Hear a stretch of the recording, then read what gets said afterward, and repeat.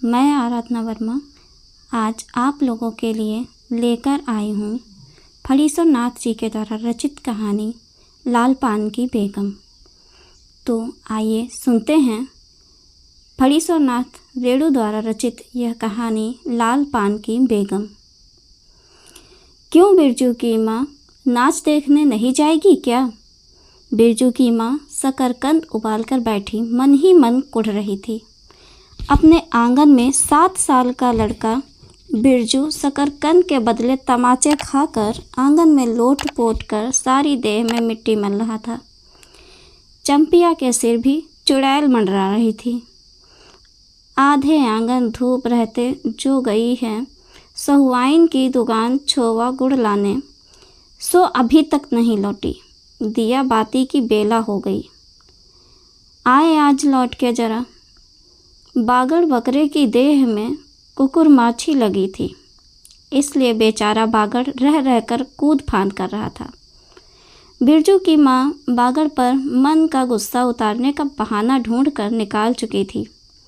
पिछवाड़े की मिर्च की फूली गाछ बागड़ के सिवा और किसने कलेवा किया होगा।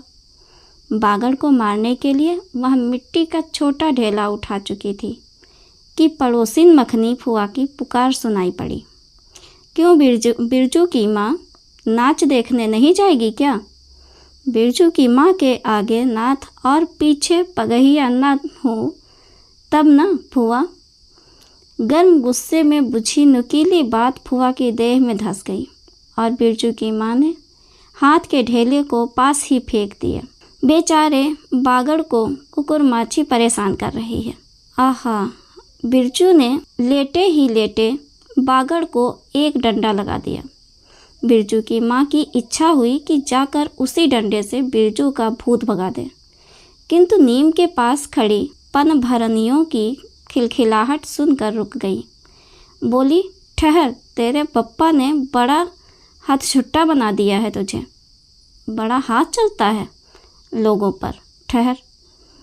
मखनी फुआ नीम के पास झुकी कमर से घड़ा उतारकर पानी भरकर लौटती पनभरनियों में बिरजू की माँ की बहकी हुई बात का इंसाफ करा रही थी।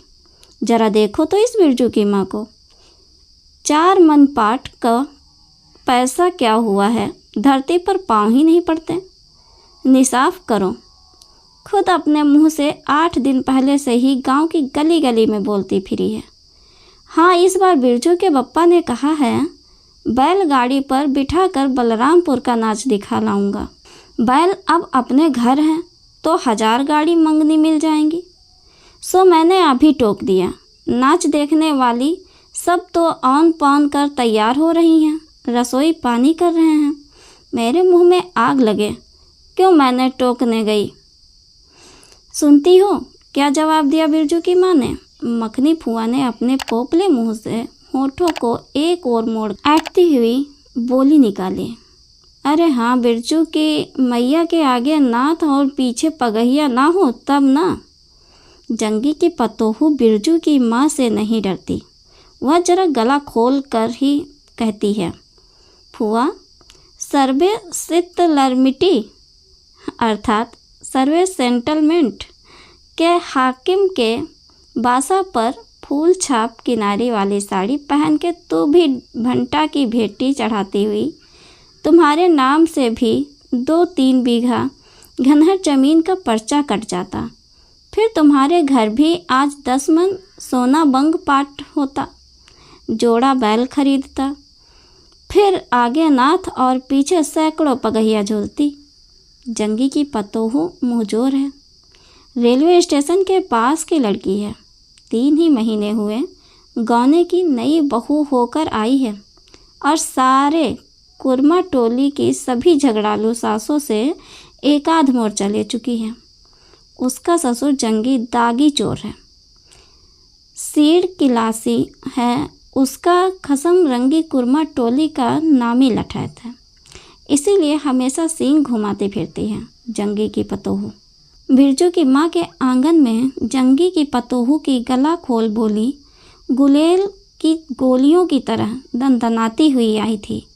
बिरजू की माँ ने एक तीखा जवाब खोज कर निकाला, लेकिन मन महसूस कर रह गई। गोबर के ढेर में कौन ढेला फेंके। जीभ के झाल को गले में उतार कर बिरजू की माँ ने अपनी बेटी चंपिया को आवाज़ दी, अरे चंपिया, आज लौटे तो तेरी मुंडी मरोड़ कर चूल्हे में झोंकती हूँ। दिन दिन बेचाल होती जाती है। गांव में तो अब ठेठर बैस्कोप का गीत गाने वाली पतुरिया पतोहू सब आने लगी हैं। कहीं बैठ के बाजना मुरलिया सीख रही होगी। अरे चंपिया, जंगी की पतोहू ने बिरजू की माँ की बोली का स्वाद लेकर कमर पर घड़े को संभाला और मटक कर बोली, चल दीदिया चल, इस मोहल्ले में लाल पान की बेगम बसती है। नहीं जानती, दोपहर दिन और चौपहर रात बिजली की बत्ती भग भग कर जलती है। भग भग बिजली बत्ती की बात सुनकर न जाने क्यों सभी खिलखिलाकर हंस पड़ी। फुआ के टूटी हुई दंत पंक्तियों के बीच से एक मीठी गाली निकली, शैतान की नानी। बिरजू की माँ की आंखों पर मानो किसी ने तेज टार्च की रोशनी डालकर चौंधिया दिया। भग भग बिजली बत्ती 3 साल पहले सर्वे कैंप के बाद गांव की जलन ढाही औरतों ने एक कहानी गढ़ के फैलाई थी। चंपिया की माँ के आंगन में रात भर बिजली बत्ती भुभकाती थी। चंपिया की माँ के आंगन में नाक वाले जूते छाप घोड़े की टाप की तरह जलो जलो और जलो। चंपिया की माँ के आंगन में चांदी जैसे पाट सूखते देखकर जलने वाली सब औरतें खलिहान पर सोनोली धान के बोझों को देखकर बैंगन का भुर्ता हो जाएंगी। मिट्टी के बर्तन से टपकते हुए छोवा गुड़ को उंगलियों से चाटती हुई चंपिया आई और माँ के तमाचे खाकर चीख पड़ी, मुझे क्यों मारती हो? सहुआइन जल्दी से सौदा नहीं देती है। सहुआइन जल्दी सौदा नहीं देती कि नानी, एक सहुआइन की दुकान पर मोती चढ़ते हैं जो जड़ गाड़ कर बैठी हुई थी। बोल गले पर लात देकर कल्ला तोड़ दूंगी हर जाई, जो फिर कभी बाजे ना मुरलिया गाते सुना। चाल सीखने जाती है स्टेशन की छोकरियों से। बिरजू के माँ ने चुप होकर अपनी आवाज़ अंदाजी की उसकी बात जंगी के झोपड़े तक साफ साफ पहुंच गई होगी। बिरजू बीती हुई बातों को भूलकर उठ खड़ा हुआ था और धूल झाड़ते हुए बर्तन के टपकते गुड़ को ललचाई निगाह से देखने लगा था। दीदी के साथ वह भी दुकान जाता तो दीदी उसे भी गुड़ चटाती। जरूर वह शकरकंद के लोभ में रहा और मांगने पर माँ ने शकरकंद के बदले अह मैया 1 उंगली गुड़ दे दे। बिरजू ने तलहथी फैलाई, देना मैया 1 रत्ती भर। 1 रत्ती क्यों, उठा के बर्तन को फेंक आती हूँ पिछवाड़े में, जाके चाटना, नहीं बनेगी मीठी रोटी। मीठी रोटी खाने का मुंह होता है। बिरजू की माँ ने उबलते शकरकंद का सूप रोती हुई चंपिया के सामने रखते हुए कहा, बैठ के छिलके उतार, नहीं तो अभी। 10 साल की चंपिया जानती है शकरकंद छीलते समय कम से कम 12 बार माँ उसे बाल पकड़कर झकझोरेगी, छोटी छोटी खोट निकाल कर गालियाँ देगी, पाँव फैला के क्यों बैठी है। उस तरह बेलज्जी चंपिया माँ के गुस्से को जानती है। बिरजू ने इस मौके पर थोड़ी सी खुशामद करके देखा, मैया मैं भी बैठकर शकरकंद छीलूं? नहीं, माँ ने झिड़की दी। 1 शकरकंद छीलेगा और 3 पेट में जाके सिद्धू की बहू से कहो 1 घंटे के लिए कड़ाही मांग कर ले गई तो फिर लौटाने का नाम नहीं, जा जल्दी। मुंह लटका कर आंगन से निकलते निकलते बिरजू ने शकरकंद और गुड़ पर निगाहें दौड़ाई। चंपिया ने अपने झबरे केस की ओट से माँ की ओर देखा और नज़र बचाकर चुपके से बिरजू की ओर 1 शकरकंद फेंक दिया। बिरजू भागा। सूरज भगवान डूब गए, दिया बत्ती की बेला हो गई, अभी तक गाड़ी। चंपिया बीच में ही बोल उठी, कोयरी टोले में किसी ने गाड़ी नहीं दी मैया। पप्पा बोले, माँ से कहना सब ठीक ठाक करके तैयार रहें, मलदहिया टोली के मियाँ जान की गाड़ी लाने जा रहा हूँ। सुनते ही बिरजू की माँ का चेहरा उतर गया, लगा छाते की कमानी उतर गई। घोड़े से अचानक कोयरी टोले में किसी ने गाड़ी मंगनी नहीं दी, तब मिल चुकी गाड़ी। जब अपने गांव के लोगों की आंख में पानी नहीं तो मलदहिया टोली के मियाँजान की गाड़ी का क्या भरोसा। न 3 में न 13 में क्या होगा। शकरकंद छील कर रख दे। उठ के यह मर्द नाच दिखाएगा। बैलगाड़ी पर चढ़कर नाच दिखाने ले जाएगा। चढ़ चुकी बैलगाड़ी पर, देख चुकी जी भर नाच। पैदल जाने वाली सब पहुंचकर पुरानी हो चुकी होंगी। बिरजू छोटी कड़ाही सिर पर औंधा कर वापस आया। देख दीदिया, मलेट्री टोपी, इस पर 10 लाठी मारने पर भी कुछ नहीं होगा। चंपिया चुपचाप बैठी रही, कुछ बोली नहीं, जरा सी मुस्कुराई भी नहीं। बिरजू ने समझ लिया मैया का गुस्सा भी उतरा नहीं है पूरे तौर से। मड़ैया के अंदर से बागड़ को बाहर भगाती हुई बिरजू की माँ बड़बड़ाई, कल ही पंचकौड़ी कसाई के हवाले करती हूँ राकस तुझे, हर चीज़ में मुँह लगाएगा। चंपिया बांध दे बागड़ को, खोल दे गले की घंटी, हमेशा टुनुर टुनुर मुझे जरा नहीं सुहाता है। टुनु टुनु सुनते ही बिरजू को सड़क से जाती हुई बैलगाड़ियों की याद हो आई। अभी बबुआन टोले की गाड़ियाँ नाच देखने जा रही थी। झुनुर झुनुर बैलों की झुनकी तुमने सुनी? बेसी बक बक मत करो। बागड़ के गले से झुमकी खोलती बोली चंपिया। चंपिया डाल दे चूल्हे में पानी, बप्पा आवे तो कहना कि अपने उड़न जहाज पर चढ़कर नाच देख आएं। मुझे नाच देखने का शौक़ नहीं। मुझे जगाइयो मत, कोई मेरा माथा दुख रहा है। मड़ैया के ओसारे पर बिरजू ने फिसफिसा के पूछा, क्यों दीदिया, नाच में उड़न जहाज भी उड़ेगा? चटाई पर कथरी ओढ़कर बैठती हुई चंपिया ने बिरजू को चुपचाप अपने पास बैठने का इशारा किया। मुफ्त में मार खाएगा बेचारा। बिरजू ने बहन की कथरी में हिस्सा बांटते हुए चुक्की मुक्की लगाई। जाड़े के समय इस तरह घुटने पर ठुड्डी रखकर चुक्की मुक्की लगाना सीख चुका है वह। उसने चंपिया के कान के पास मुंह ले जाकर कहा, हम लोग नाच देखने नहीं जाएंगे। गांव में एक पंछी भी नहीं है, सब चले गए। चंपिया को तिल भर भी भरोसा नहीं। संझा तारा डूब रहा है, बप्पा अभी तक गाड़ी लेकर नहीं लौटे। 1 महीना पहले से ही मैया कहती थी बलरामपुर के नाच के दिन मीठी रोटी बनेगी। चंपिया छीटे की साड़ी पहनेगी, बिरजू पैंट पहनेगा। बैलगाड़ी पर चढ़कर चंपिया की भीगी पलकों पर एक बूंद आंसू आ गया। बिरजू का भी दिल भर आया।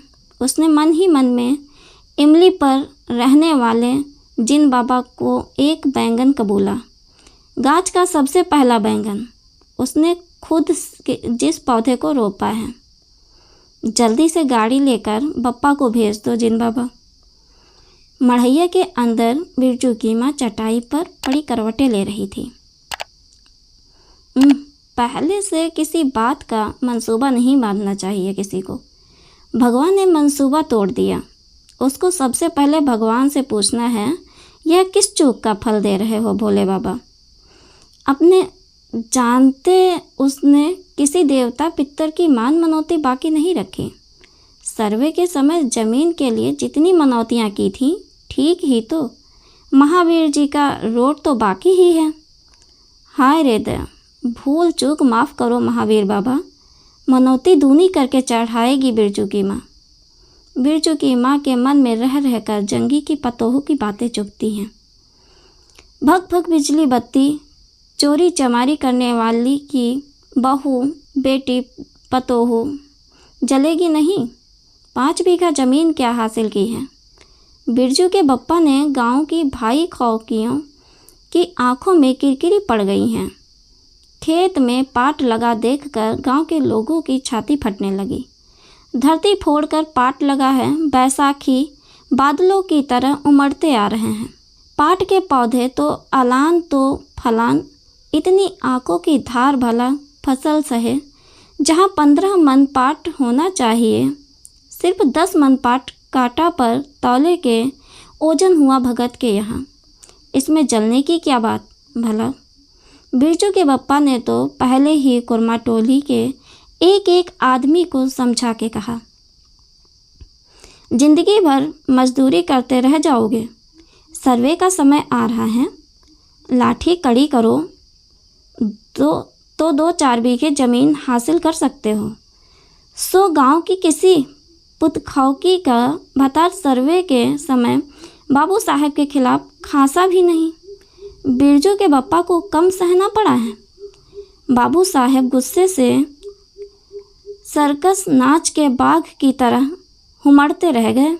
उनका बड़ा बेटा घर में आग लगाने की धमकी देकर गया।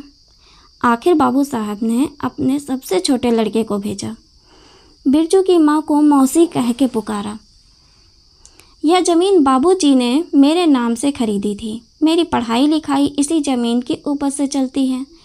और भी कितनी बातें खूब मोहना जानता है। उतना जरा सा लड़का जमींदार का बेटा है कि चंपिया, बिरजू सो गया क्या? यहाँ आ जरा। बिरजू अंदर तू भी आ जा चंपिया। भला आदमी आए तो एक बार आज। बिरजू के साथ चंपिया अंदर चली गई। ढिबरी बुझा दे। बप्पा बुलाएं तो जवाब मत देना, खपच्ची गिरा दे। भला आदमी रे, भला आदमी। मुंह देखो जरा इस मर्द का। बिरजू की माँ दिन रात मंझा न देती रहती तो ले चुके थे ज़मीन। रोज़ आकर माथा पकड़ के बैठ जाएं। मुझे ज़मीन नहीं लेनी है। बिरजू की माँ मंजूरी ही अच्छी जवाब देती थी। बिरजू की माँ खूब सोच समझ के छोड़ दो। जब तुम्हारा कलेजा ही स्थिर नहीं होता है तो क्या होगा? जोरो ज़मीन जोर के, नहीं तो किसी और के।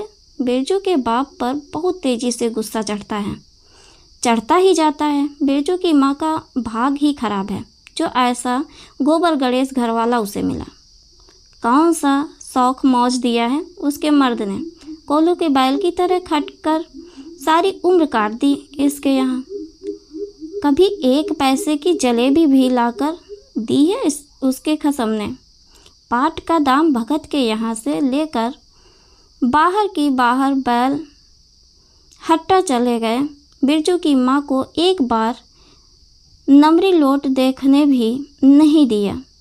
आँख से बैल खरीद लाए। उसी दिन से गांव में ढिंढोरा पीटने लगे।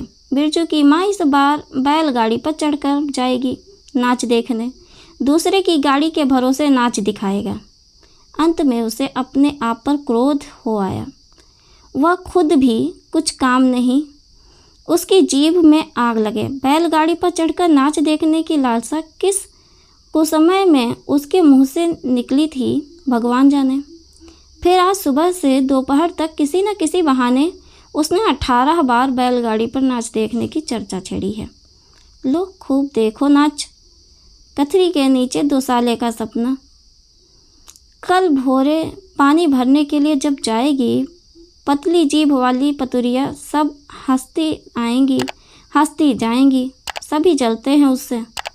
हाँ भगवान, दाढ़ी जार भी। 2 बच्चों की माँ होकर भी वह जस की तस है। उसका घरवाला उसकी बात में रहता है। वह बालों में गरी का तेल डालती है। उसकी अपनी ज़मीन है।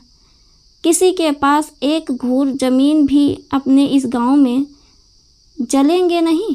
3 बीघे में धान लगा हुआ है।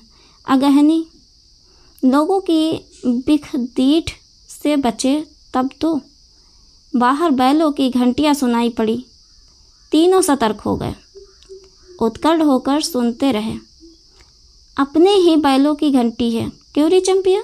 चंपिया और बिरजू ने प्रायः एक ही साथ कहा चुप। बिरजू की माँ ने फिसफिसा कर कहा, शायद गाड़ी भी है, घड़घड़ाती है ना। दोनों ने फिर हुंकारी भरी। चुप, गाड़ी नहीं है। तू चुपके से टट्टी में छेद करके देख तो। आ चंपिया, भाग के आ चुपके चुपके। चंपिया बिल्ली की तरह हौले हौले पाँव से टट्टी के छेद से झाँक आई। हाँ मैया, गाड़ी भी है। बिरजू हड़बड़ा कर उठ बैठा। उसकी माँ ने उसका हाथ पकड़कर सुला दिया। बोले मत। चंपिया की गुदड़ी के नीचे घुस गई। बाहर बैलगाड़ी खोलने की आवाज़ हुई। बिरजू के बाप ने बैलों को जोर से डांटा। घर आने के लिए छाती फटी जाती थी। बिरजू की माँ ताड़ गई। जरूर मलदहिया टोली के गांजे की चिलम चढ़ रही है। आवाज़ तो बड़ी खनखनाती हुई निकल रही है।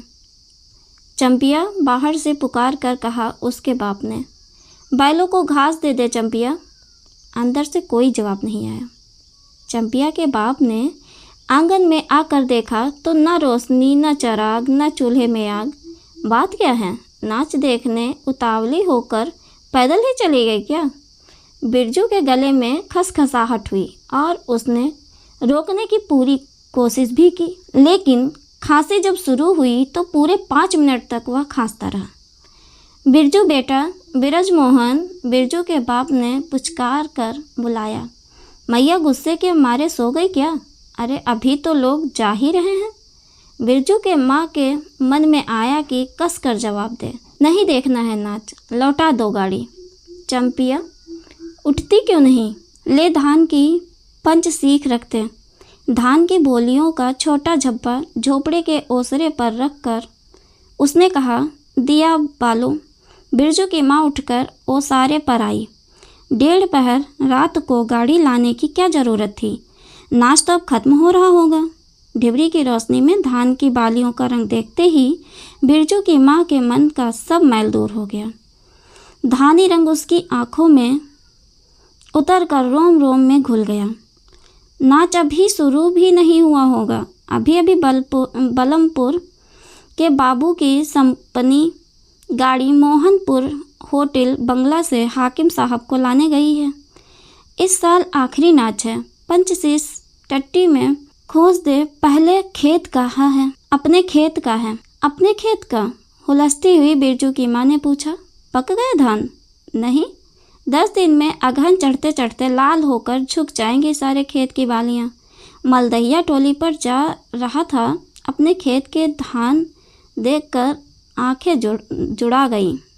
सच कहता हूँ, पंचशीश तोड़ते समय उंगलियाँ काँप रही थी मेरी।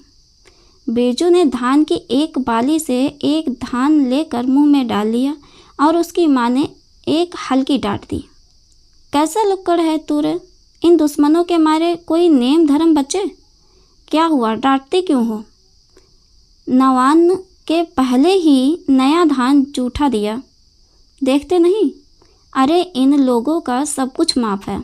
चिरई चुरमुन है इन लोग दोनों के मुंह में। नवाने के पहले नया अन्न न पड़े। इसके बाद चंपिया ने भी धान की बाली से 2 धान लेकर दांतों तले दबाए। ओ मैया, इतना मीठा चावल और गमकता भी है ना दीदिया? बिरजू ने फिर मुंह में धान लिया। रोटी पोटी तैयार कर चुकी क्या? बिरजू के बाप ने मुस्कुराकर पूछा। नहीं, मान भरे सुर में बोली बिरजू की माँ। जाने का ठीक ठिकाना नहीं और रोटी बनाती? वाह, खूब हो तुम लोग। जिसके पास बैल है उसे गाड़ी मांगनी नहीं मिलेगी भला। गाड़ी वालों को भी कभी बैल की ज़रूरत होगी। पूछूंगा तब कोयरी टोला वालों से। ले जल्दी से रोटी बना ले, देर नहीं होगी। अरे टोकरी भर रोटी तो तू पलक मारते बना देगी। 5 रोटियां बनाने में कितनी देर लगेगी? अब बिरजू की माँ के होठों पर मुस्कुराहट खुलकर खिलने लगी। उसने नज़र बचाकर देखा, बिरजू का बप्पा उसकी ओर एकटक निहार रहा है। चंपिया और बिरजू ना होते तो मन की बात हंसकर खोलने में देर न लगती। चंपिया और बिरजू ने एक दूसरे को देखा और खुशी से उनके चेहरे जगमगा उठे। मैया बेकार गुस्सा हो रही थी ना? चंपी जरा घायल सार में खड़ी होकर मखनी फुआ को आवाज़ दे तो। ऐ फुआ, सुनती हो फुआ, मैया बुला रही है। फुआ ने कोई जवाब नहीं दिया, किंतु उसकी बड़बड़ाहट स्पष्ट सुनाई पड़ी। हाँ, अब फुआ को क्यों गुहारती है? सारे टोले में बस एक फुआ ही तो बिना नाथ पगहिया वाली है। अरे फुआ, बिरजू की माँ ने हंसकर जवाब दिया। उस समय बुरा मान गई थी क्या? नाथ पगहिया वाले को आकर देखो, दोपहर रात में गाड़ी लेकर आया है। आ जाओ फुआ, मैं मीठी रोटी पकाना नहीं जानती। फुआ काकती खांसती आई। इसी के घड़ी पहर दिन रहते ही पूछ रही थी कि नाच देखने जाएगी क्या? कहती तो मैं पहले से ही अपनी अंगीठी यहाँ सुलगा जाती। बिरजू की माँ ने फुआ को अंगीठी दिखला दी और कहा, घर में अनाज दाना वगैरह तो कुछ है नहीं। एक बागड़ है, और कुछ बर्तन बासन, सो रात भर के लिए यहाँ तंबाकू रख जाती हूँ। अपना हुक्का ले आई हो ना फुआ? फुआ को तंबाकू मिल जाए तो रात भर क्या 5 रात बैठकर जाग सकती है। फुआ ने अंधेरे में टटोल कर तंबाकू का अंदाज किया। ओहो, हाथ खोलकर तंबाकू रखा है बिरजू की माँ ने, और एक वह है सहुवाइन, राम कहो। उस रात को अफीम की गोली की तरह एक मटर भर तंबाकू रख कर चली गई गुलाब बाग मेले और कह गई कि डिब्बी भर तंबाकू है। बिरजू की माँ चूल्हा सुलगाने लगी। चंपिया ने शकरकंद को मसल कर गोले बनाए और बिरजू सिर पर कड़ाही औंधा कर अपने बाप को दिखलाने लगा। मलेट्री टोपी, इस पर 10 लाठी मारने पर भी कुछ नहीं होगा। सभी हंस पड़े। बिरजू की माँ हंस कर बोली, ताखे पर 3-4 मोटे शकरकंद है, दे दे बिरजू को चंपिया, बेचारा शाम से ही। बेचारा मत कहो मैया, खूब सचारा है। अब चंपिया चहकने लगी। तुम क्या जानो कथरी के नीचे मुंह क्यों चल रहा था बाबू साहब का। दोनों हंसते हैं। बिरजू के टूटे दूध के दांतों की फाक से बोली निकली, ब्लैक मार्टिन में 5 शकरकंद खा लिया। सभी फिर ठाकर मारकर हंसने लगे। बिरजू की माँ ने फुआ का मन रखने के लिए पूछा, 1 कनवा गुड़ है, आधा दूँ फुआ?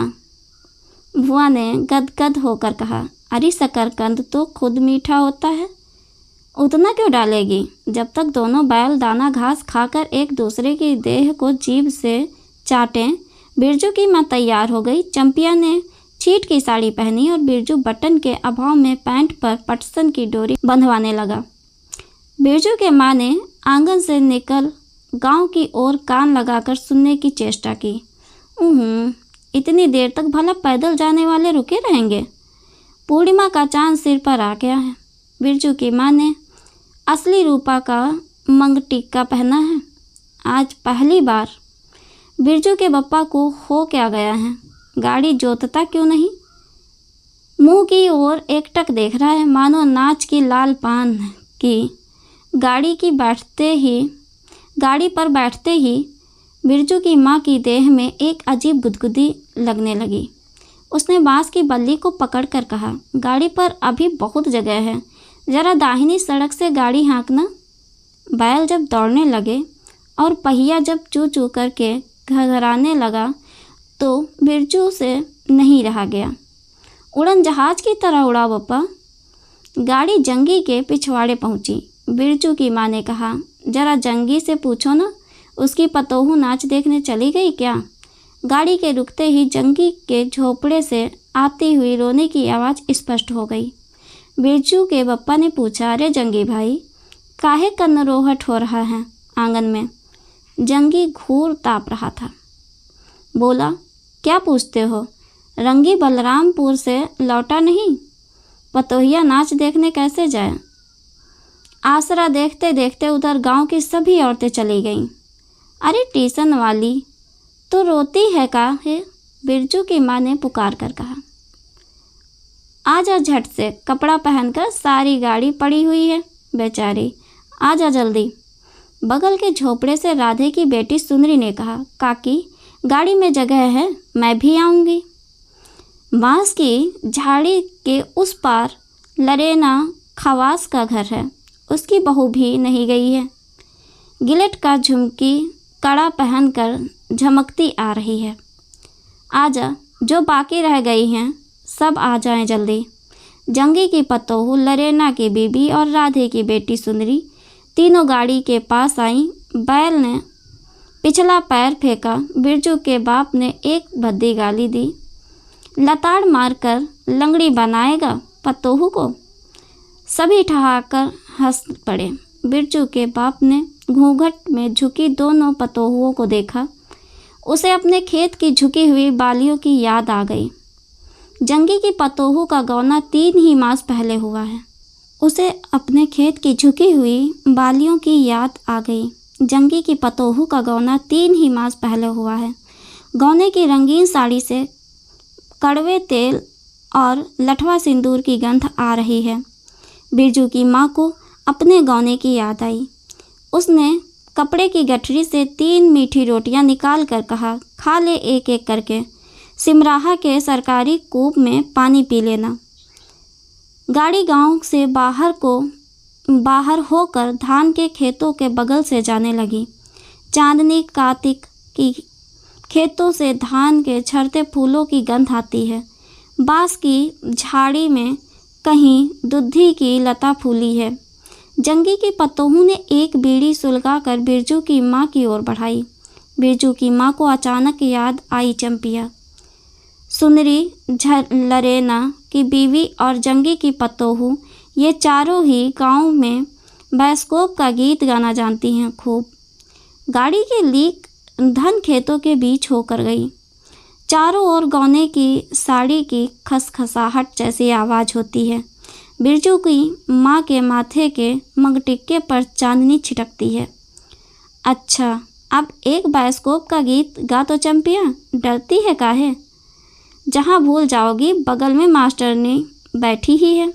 दोनों पतोहुओं ने तो नहीं, किंतु चंपिया और सुंदरी ने खखास कर गला साफ किया। बिरजू के बाप ने बैलों को ललकारा, चल भैया और ज़रा ज़ोर से गा रे चंपिया, नहीं तो मैं बैलों को धीरे धीरे चलने को कहूँगा।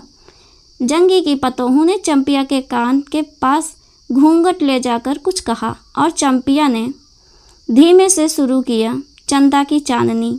बिरजू को गोद में लेकर बैठी उसकी माँ की इच्छा हुई कि वह भी साथ साथ गीत गाए। बिरजू की माँ ने जंगी की पतोहू को देखा, धीरे धीरे गुनगुना रही है वह भी। कितनी प्यारी पतोहू है। गौने की साड़ी से एक खास किस्म की गंध निकलती है। ठीक ही तो कहा है उसने, बिरजू की माँ बेगम है, लाल पान की बेगम। यह तो कोई बुरी बात नहीं, हाँ वह सचमुच लाल पान की बेगम है। बिरजू की माँ ने अपनी नाक पर दोनों आँखों को केंद्रित करने की चेष्टा करके अपने रूप की झांकी ली। लाल साड़ी की झिलमिल किनारी, मंगटिका पर चांद। बिरजू की माँ के मन में अब और कोई लालसा नहीं, उसे नींद आ रही है। यहीं पर यह कहानी समाप्त होती है। फिर मिलते हैं एक नई कहानी के साथ। तब तक के लिए धन्यवाद।